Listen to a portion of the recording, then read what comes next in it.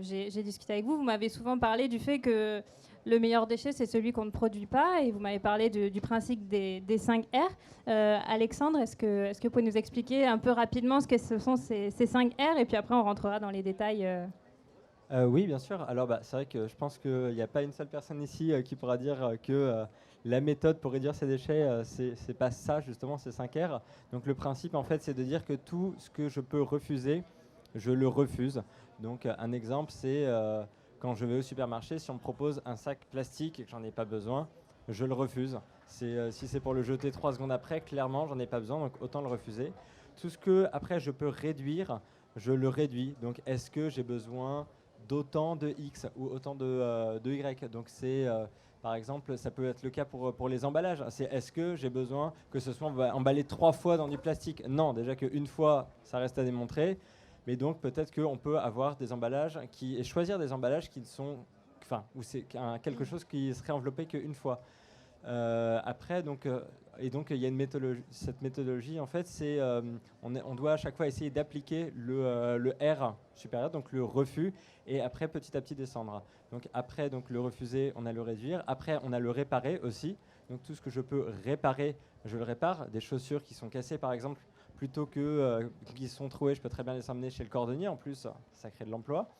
Et donc après le quatrième R, c'est alors pour le coup lui il vient de l'anglais, c'est rot, et donc ça veut dire composter, mais bon. Je crois qu'en français, on peut dire retourner à la nature. On peut dire retourner à la ouais. nature, tout à fait. Donc là le principe c'est voilà juste de composter ces déchets. Et le cinquième c'est recycler. Et ça c'est alors souvent il y a le débat de est-ce qu'il faut recycler ou pas. Oui il faut recycler, mais c'est et de loin pas la solution miracle. Le recyclage ça doit être au cas où. Enfin si vraiment rien d'autre n'a marché, alors on recycle. Mais toutes les étapes avant sont quand même mieux. Peut-être juste préciser que sur le recyclage, le plastique en l'occurrence n'est pas recyclable à l'infini. Donc autant le verre, on peut le recycler à l'infini, le plastique non.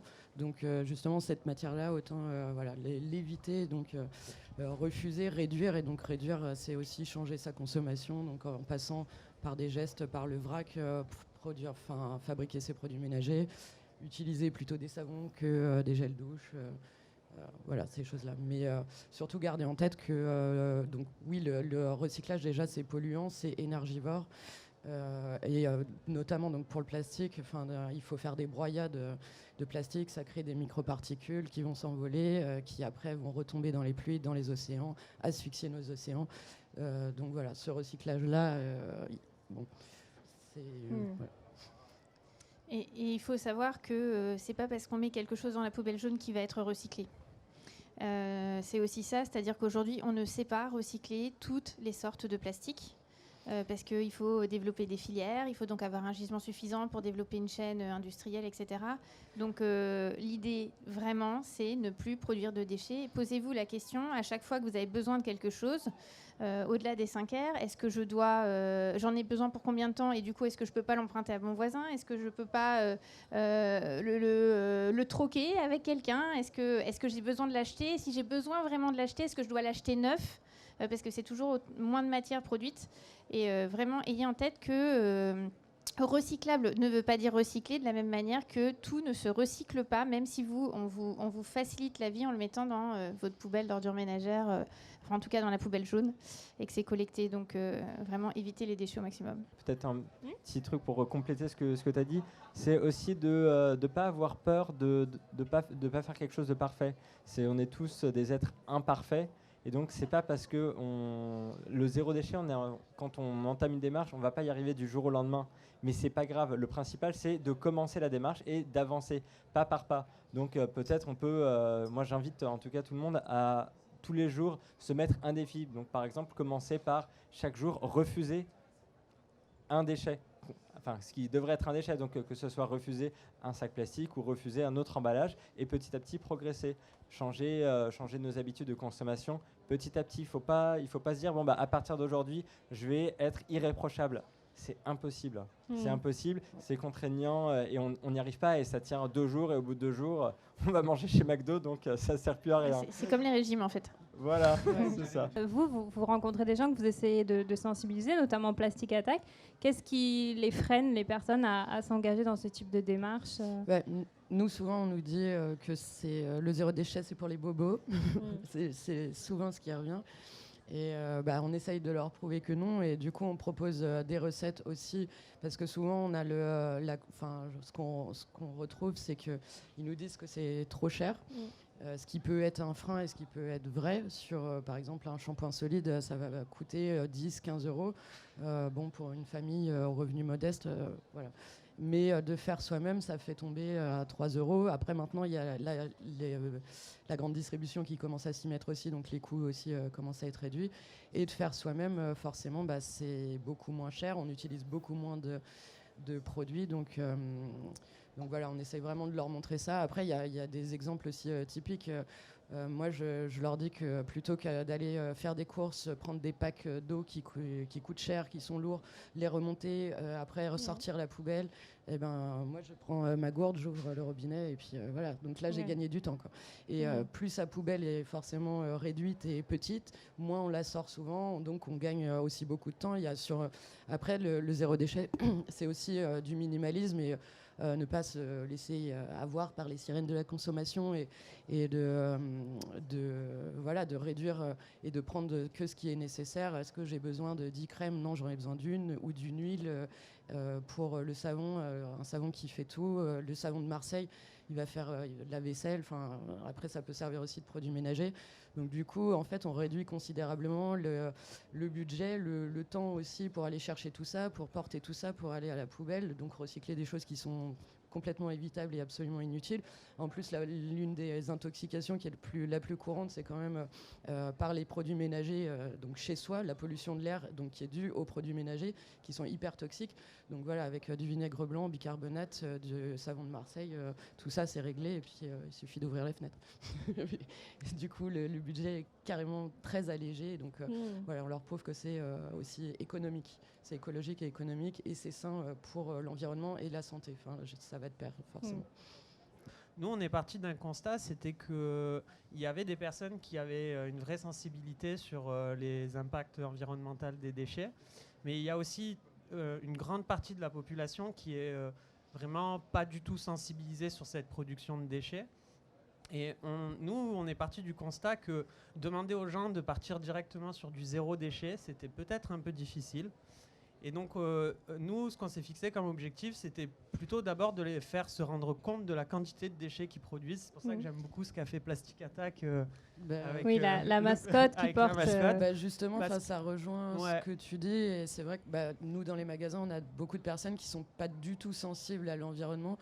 Et du coup, la mascotte, elle nous sert de brise-glace aussi de montrer ce qu'on peut produire comme déchets, et en fait tout de suite ça les impacte et tout de suite ça les sensibilise. Oui, parce que visuellement ils arrivent à se rendre compte et moi je pense que c'est ça qui est important, c'est de commencer à leur faire trier déjà, même si effectivement on n'arrive pas à tout à recycler, etc. Le fait de trier, ça leur fait mettre plus les mains dans les déchets et ils se rendent compte vraiment de la quantité de déchets. Et je pense que c'est à partir de cette étape-là où on se rend compte de tout ce qui est produit, qu'on peut emmener ensuite les gens à faire réduire cette quantité de déchets pour justement se sentir vraiment libérés de tout ça, quoi, parce que quand on arrête de sortir la poubelle, on est trop content qu'ici, qui aime sortir les poubelles, franchement, hein.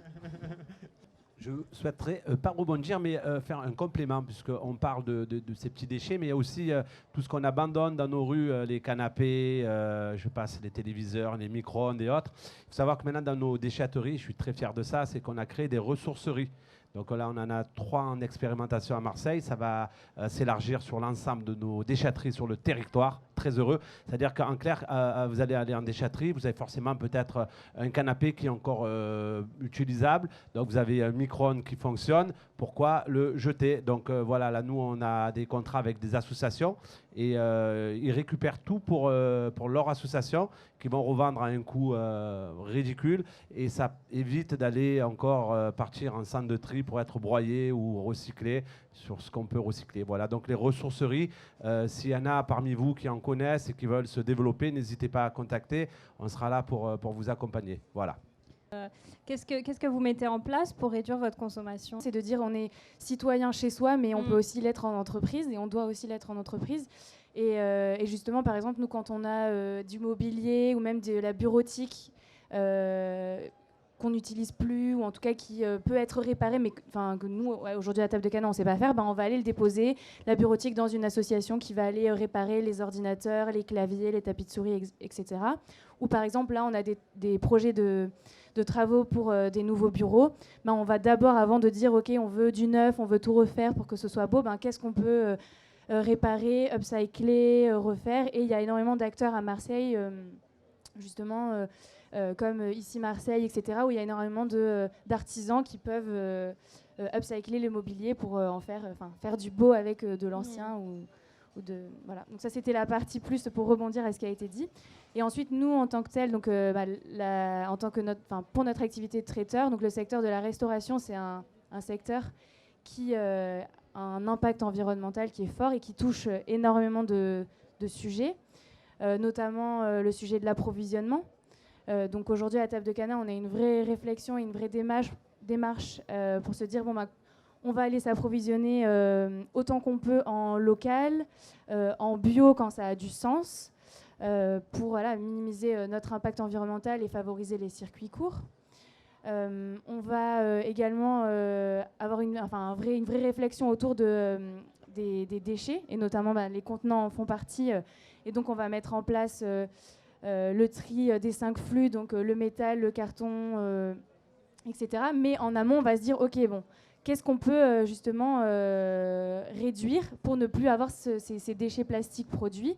Et donc on va se dire, tout ce qu'on peut remplacer avec du réutilisable, on va le faire.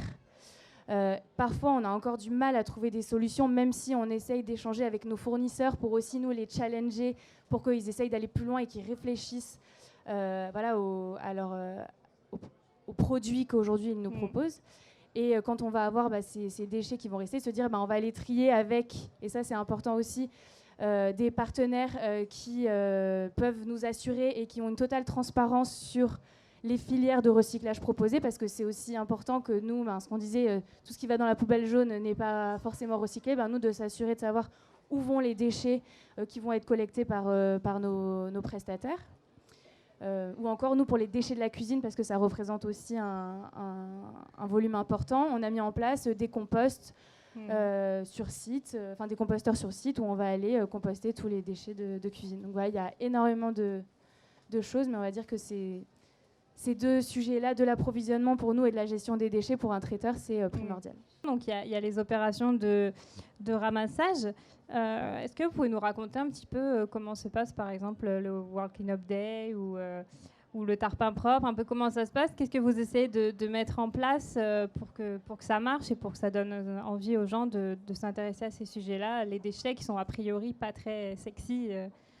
Je crois qu'on partage avec le tarpin propre, du coup, et un déchet par jour, le World Cleanup Day, puisque en fait, le World Cleanup Day France fait la promotion du programme, mais en fait, le World Cleanup Day appartient à tout le monde et il est repris par beaucoup de gens, que ce soit des collectivités ou des assos. Ce qu'on essaie de faire, c'est de se dire, on va faire la fête des voisins sans les déchets. Et donc, de se dire, ça va être... Sans les déchets. Non, je disais que mes voisins sont des déchets. Les voisins, non, la fête des voisins avec les voisins. Ah ouais, ça c'est embêtant, mais bon, ça peut peut-être s'arranger autour d'un World Cleanup Day, on ne sait jamais. Le sujet, c'est de donner envie de faire quelque chose qui a priori est pas du tout intéressant. C'est-à-dire, c'est ça le sujet. C'est ramasser les déchets des autres. La première chose qu'on dit, non, mais moi, ramasser les déchets des autres, non merci. Mais si on dit qu'on le fait tous ensemble, en même temps, et qu'on va passer un bon moment, là, c'est un autre sujet. On donne tout de suite, nous, notre communication, elle est bleue, elle est jaune, elle est rose. C'est plutôt... on a l'impression que c'est un dessin animé, quoi. Et c'est ça qui va aussi donner envie aux gens. Et après, par contre, on est hyper aussi, on donne beaucoup d'outils. C'est du prêt à l'emploi. Je ne sais pas organiser un clean-up, j'ai jamais fait ça de ma vie. C'est pas grave. Étape 1, étape 2, étape 3. Vraiment le maximum de choses pour rendre la vie facile aux gens et que ce soit accessible. C'est notre credo à nous, l'universalité. Je crois que sur le tapin propre, vous travaillez aussi beaucoup avec différentes typologies. Comment on peut ramasser les déchets de différentes manières. Donc peut-être tu peux parler de ça, Alexandre. Oui, et en effet, on partage pas mal la même vision des choses. Et en effet, il faut rendre ça accessible, ludique. Et surtout, il faut montrer aux gens, sans les culpabiliser, pourquoi en fait c'est quelque chose qui devrait les préoccuper. Donc, et là, de manière générale, pour les ramassages, nous, avec un déchet par jour, on intervient souvent du coup dans des centres sociaux ou dans des cités. C'est vrai que tout de suite, quand on parle environnement et déchets, on nous dit oh, mais désolé, moi mon problème c'est à la fin du mois il faut que j'arrive à manger. Donc c'est pas mon problème. Donc au début, on s'est pris pas mal ça dans la tête, pour pas dire autre chose. Et donc on savait pas quoi répondre. Et en fait, par contre, en échangeant avec eux, on s'est rendu compte que, à défaut que les déchets directement les préoccupent, il y avait d'autres préoccupations. Et notamment, il y avait pas mal de rats. Et en fait, le lien n'avait pas forcément été fait entre les déchets, donc déchets organiques, qui attiraient les rats. Et donc maintenant, on a adapté notre discours tout en restant ludique, leur montrer en fait que s'ils veulent moins de rats et de nuisibles finalement, il faut juste pas qu'il y ait de déchets par terre. Et donc quand on arrive en fait à créer ce lien, à régler un problème de leur quotidien, là tout d'un coup ils sont intéressés et fondamentalement ils veulent que la situation s'améliore. C'est juste ils ont une montagne face à eux et on a tous connu cette situation. Quand on a une montagne face à nous, on ne sait pas par où prendre le problème. Et donc il faut juste leur montrer un chemin, une porte, leur tenir la main pour ramasser les premiers déchets et après les accompagner pour qu'ils soient autonomes. Et ça, ce discours, il est valable dans les cités et dans les centres sociaux, mais pour tout le monde en fait. Il faut casser cette image des gens qui sont dans les cités qui sont complètement incapables. C'est totalement faux. Ils sont tout aussi motivés. C'est juste qu'il y a beaucoup de déchets qui sont liés à plein de sources différentes. Et donc quand on les accompagne, et c'est pour ça qu'on est super fiers d'être ambassadeur du World Cleanup Day à Marseille, c'est parce qu'on les accompagne pour qu'ils deviennent autonomes là-dedans. Le but, c'est surtout pas qu'ils aient besoin de nous à chaque fois. C'est en fait, on se fait notre propre concurrence. On crée des assos qui vont devenir concurrentes à un déchet par jour en donnant les outils, la méthodologie pour que tout le monde puisse organiser ce propre ramassage. Et on est super fiers d'aider tous les concurrents qu'on crée. Parmi vos publics, il y a les enfants. Pourquoi c'est essentiel d'aller voir les enfants ? C'est les meilleurs marketeurs du monde. Quand ils sont convaincus, papa, maman, ils ratent plus jamais la poubelle de tri.